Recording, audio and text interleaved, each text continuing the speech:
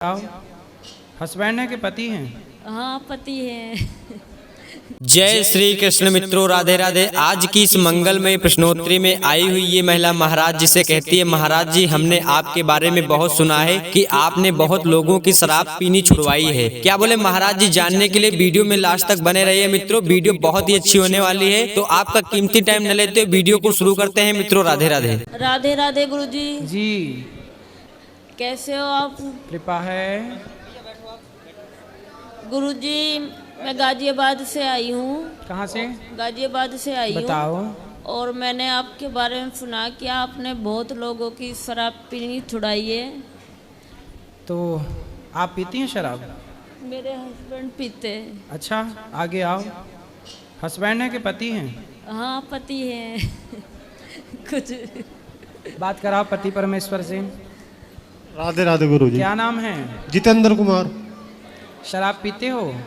हाँ जी गुरुजी। कितने की पी जाते हो? 400 रुपये करीब। 400 की रोज? जी। कमाते कितना हो? एडवोकेट हूँ मैं। एडवोकेट हो? जी, नोएडा लेबर कोर्ट में प्रैक्टिस करता हूँ। तो एडवोकेट हो तो मतलब कितना कमा लेते हो? आ जाते हैं 2 लाख रुपए करीब महीने के। 2 लाख रुपए महीने के कमा लेते हो? जी। और 400 रुपये रोज के हिसाब से महीने का कितना हुआ भैया? 12,000। तो एडवोकेट हो आप तो मतलब आपको पीने की इजाजत है? नहीं हैं? एडवोकेट पी सकते हैं क्या शराब? नहीं जी। नहीं। तो क्यों पीते हो? शराब पीना सही है? नहीं, गलत है। आपके बच्चे हैं? हाँ, 2 बच्चे हैं।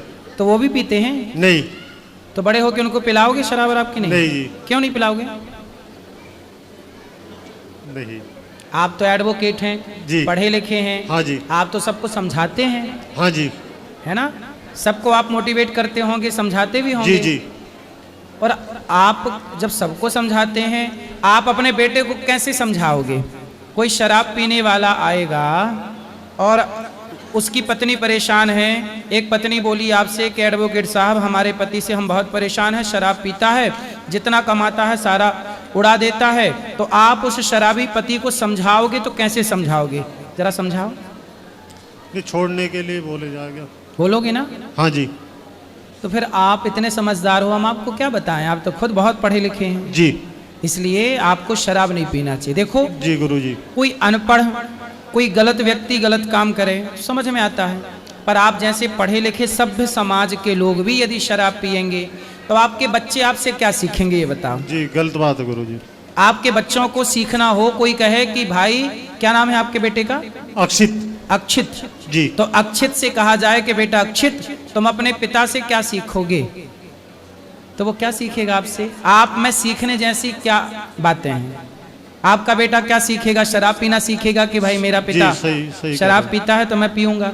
आप एडवोकेट हो, वो ये सीखे तो अच्छा है कि वो आपसे बड़ा एडवोकेट बने, जी गुरु वो जी। जज बने, ये और अच्छी बात है जी। लेकिन जज भी। अच्छा एक बात बताओ, जजमेंट करते समय जज साहब क्या शराब पी के जजमेंट करने की इजाजत है? नहीं जी। नहीं। नहीं और आपको केस लड़ने के लिए जज शराब पी की इजाजत है? जी। नहीं मतलब शराब पी के आप लोग लड़ते हो केस के? नहीं पूछ रहे हैं हम। नहीं नहीं, शराब पी के नहीं। नहीं, यदि पिए हैं तो कौन पकड़ेगा? अच्छा, जज भी शराब पी के जजमेंट दें तो पकड़ने कौन जाएगा? कैसे पता कि पिए हैं कि नहीं? ये तो नहीं कोई पता रहेगी। लेकिन ये बताओ, ये टेस्ट होना चाहिए कि नहीं? गाड़ी चलाने वाले का टेस्ट होता। टेस्ट होता है जी। कि नहीं होता? होता है। जी। तो जज का टेस्ट कौन करता है? नहीं, जज वगैरह का तो नहीं होता, पर एडवोकेट का वगैरह का हो जाता। तो जज भी यदि शराब पी के, यदि कोई जज माना कि कोई शराब पीने वाला जज है और वो शराब पी के जजमेंट कर रहा है तो ठीक से जजमेंट दे पाएगा? न्याय दे पाएगा? नहीं नहीं। इसलिए जैसे शराब पीने वाले, कोई गाड़ी शराब पी के चला रहा है तो उसको चेक किया जाता है ना जी। ऐसे एडवोकेट को और जज साहब को भी चेक करना चाहिए ना कि शराब के नशे में तो नहीं है? जी गुरुजी। करना चाहिए कि नहीं? आपसे हम पूछ रहे हैं। हाँ, होना चाहिए। होना चाहिए। तो आप एडवोकेट हो, आप आवाज उठाइए कि भाई ये भी होना चाहिए, क्योंकि किसी की जिंदगी जज के हाथ में होती है। वो चाहे तो जीवन मुक्त कर दे, वो चाहे तो फांसी दे दे। जी गुरुजी।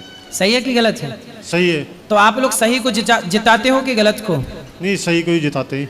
आपको पता चल जाता है ना कि ये जी सही है कि बिल्कुल। गलत?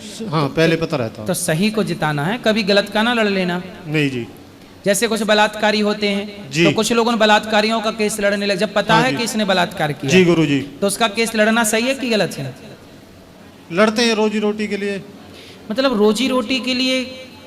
ऐसी क्या रोजी रोटी साहब, क्या सच की रोजी रोटी नहीं मिल सकती? अच्छा ये बताओ, बलात्कारियों का केस ना लड़ें तो क्या एडवोकेट भूखे रह जाएंगे सारे? नहीं, क्या पेट भरने के लिए रोटी नहीं कमा पाएंगे वो? मिलेगी।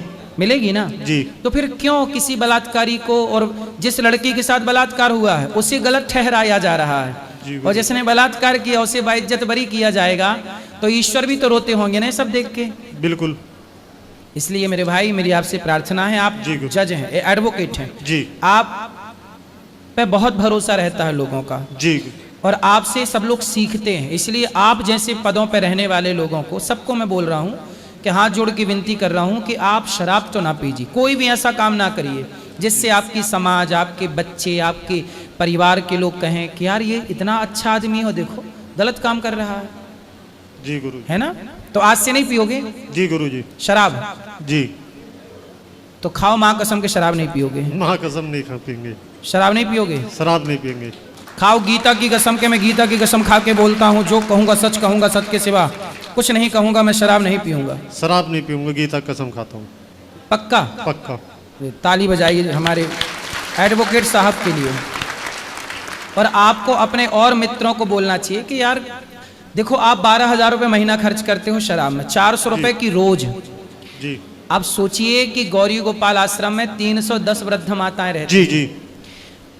इतने पैसे में तो 4 माताओं का रोज पेट भर जाएगा। 400 की आप पी जाते हो, मैं भी शराब पी सकता हूँ कि नहीं? मैं भी पी सकता हूँ। हाँ पी सकते हो गुरु। लेकिन मैं सेवा करता हूँ पैसे से कि माताओं को भोजन मिले। जो बच्चे घर से निकाल देते हैं उन माओं की सेवा करते हैं। जी। हम एक एक पैसे बचाते हैं कि हजारों संतों को भोजन मिल जाए। यहाँ 150 बच्चे पढ़ते हैं, आप पैसा बचा रहे हैं, 12,000 बच रहा है। उस 12,000 में किसी गरीब बच्चे को आप पढ़ा भी तो सकते हो ना। जी। अच्छा पढ़ा पाओगे 12,000 में? नहीं पढ़ा पाओगे। इससे बहुत अच्छा। पुण्य मिलेगा, इससे दुआएं मिलेंगी। शराब पी के क्या मिल रहा है? किसी नुकसान ही बच्चे हो को रहा पढ़ाओ, किसी बेटी का भी। आप तो देखो बहुत पढ़े लिखे हैं, किसी के काम, आपकी विद्या दी किसी के काम नहीं आ रही है। आप अपने छोटे, जो आपसे छोटे जूनियर हैं, उन्हें आप पढ़ा सकते हैं, जी। कोचिंग दे सकते हैं। जी जी। है ना? वो पैसा उनमें खर्च करिए जो बिल्कुल बेचारे गरीब से गरीब हैं, पर वो एडवोकेट बनना चाहते हैं, वो जज जी। बनना चाहते हैं। तो आपकी थोड़ा सहायता मिल जाएगी और वो जज बन जाए, वो एडवोकेट बन जाए, तो आपको दुआएं मिलेंगी कि जी, नहीं? गुरु लोग जी। उपकार माने ना माने, लेकिन भला करते रहना चाहिए, क्योंकि ये भलाई व्यक्ति नहीं देखता, भगवान देखते हैं। जी गुरु जी।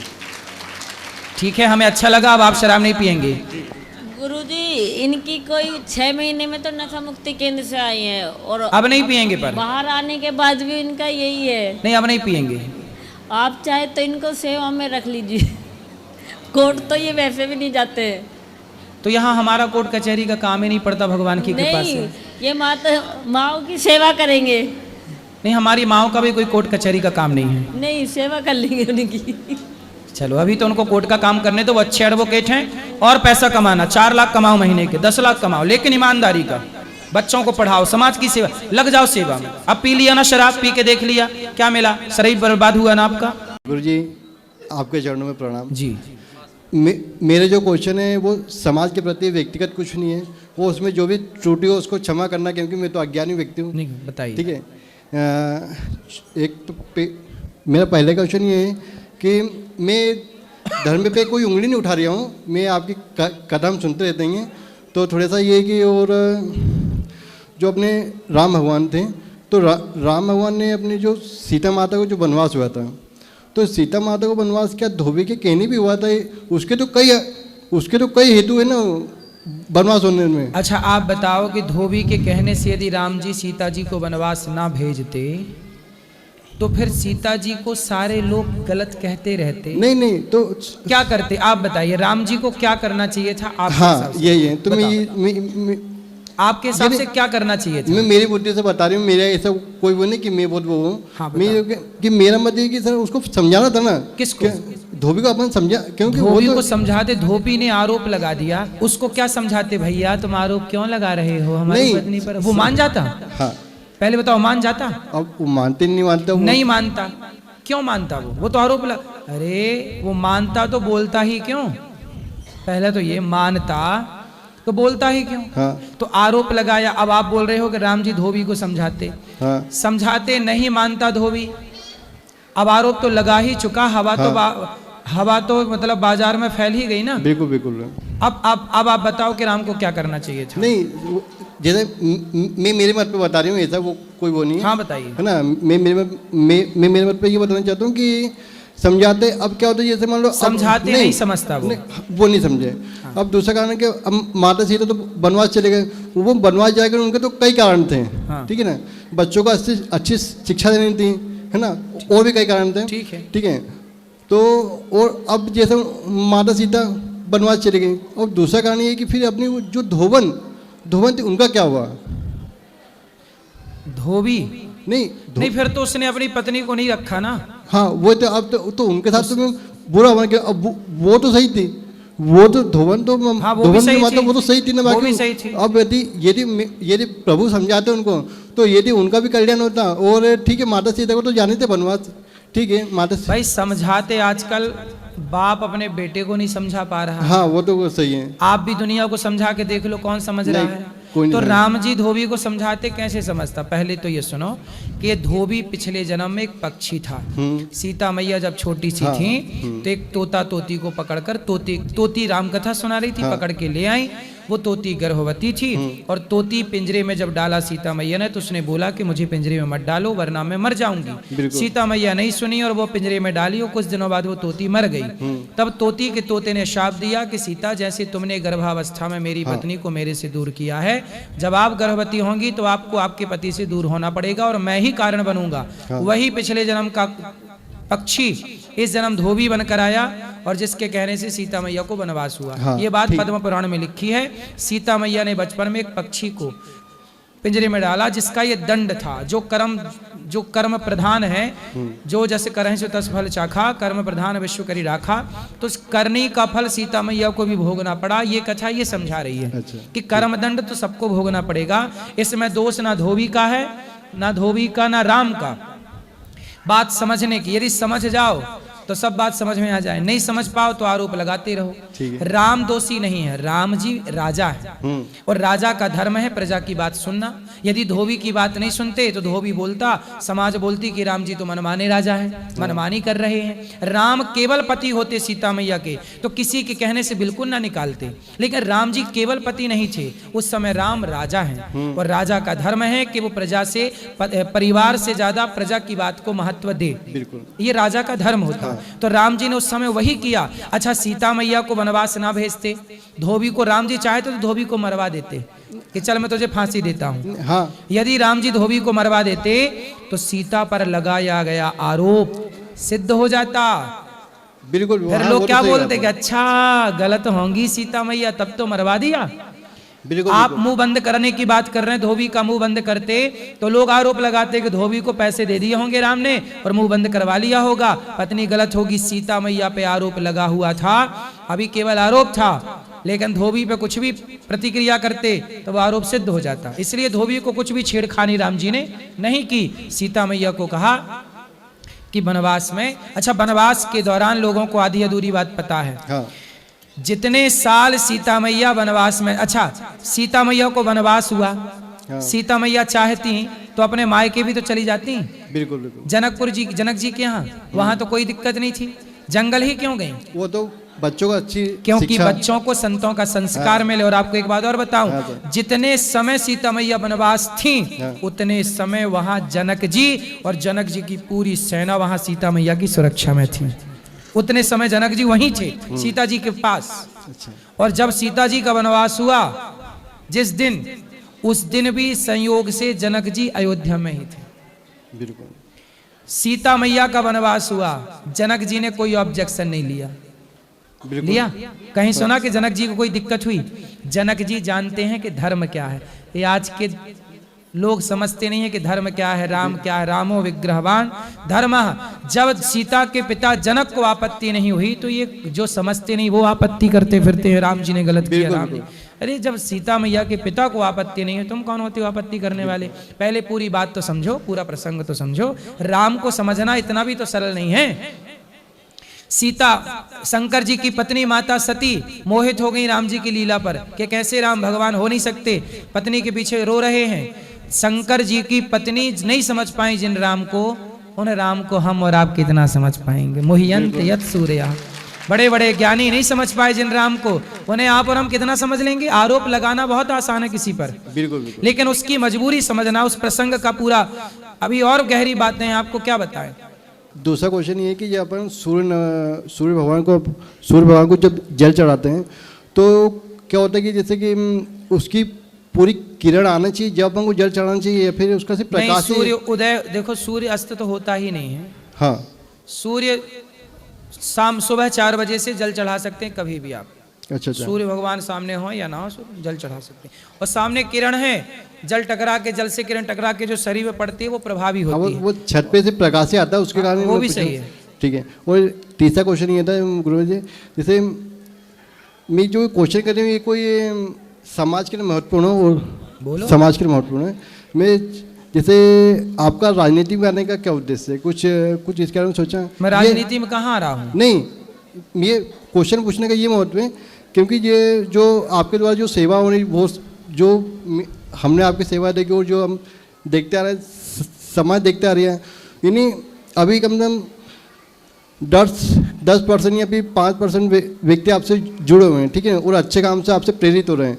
यानी मैं मानना है कि आपसे और व्यक्ति यानी कम से कम एक तो आप क्या चाहते हैं, मैं चुनाव लड़ूं? नहीं, कहने मतलब ये कि आप यानी उसमें आएंगे तो अपने को कुछ पावर मिलने के बाद में कुछ अपन और ज़्यादा सेवा कर पाएं। आप ठीक कह रहे हैं ना, जैसे अपनी जो राष्ट्रीय, अपनी जो गौ माता को चिंता ना करो, आगे जब जरूरत पड़ेगी तो प्रधानमंत्री का ही लड़ लेंगे। बिल्कुल बिल्कुल। अभी तो मोदी जी बढ़िया चला रहे हैं। यही चाहता हूँ बस, मेरे पिताजी भी यही चाहते हैं, पीछे बेटा आपको सुन रहे हैं, मेरे पिताजी आपको प्रधानमंत्री बनता देखना चाहते हैं। नहीं, अभी वैसे देखो मोदी जी बढ़िया काम, देखो हमारा उद्देश्य प्रधानमंत्री बनना नहीं है, हमारा उद्देश्य ये है कि जो प्रधानमंत्री पद पर है वो धर्म से चले। हाँ, जो भी बैठे उस पद पर वो धर्म से चले और धर्म का पालन करे। जब धर्म की हानि होती है तो फिर किसी को भी, चंद्रगुप्त को, सामान्य बालक को सम्राट बना के बैठना चाणक्य जानते हैं। बिल्कुल। तो जरूरत पड़ी तो आपकी सेवा में आएंगे, पर अभी जरूरत नहीं है। अभी मोदी जी हैं, योगी जी हैं, बढ़िया काम कर रहे हैं। बिल्कुल सही बात है। और ये लोग कर रहे हैं, जब ये लोग नहीं करेंगे तो फिर आएंगे अपन लोग। बिल्कुल। और सर चौथा क्वेश्चन ये था कि जैसे कि जो गुरुकुल की जो इतनी अच्छी बढ़िया सुविधा है, उससे सर आपके यानी अभी हमने गुरुकुल देखा और देखते आ रहे हैं जब से शुरू हुआ जब से, तो ये चाहते हैं कि अपने पूरे भारत देश में ऐसे गुरुकुल की आवश्यकता है, होगी, चिंता ना करिए।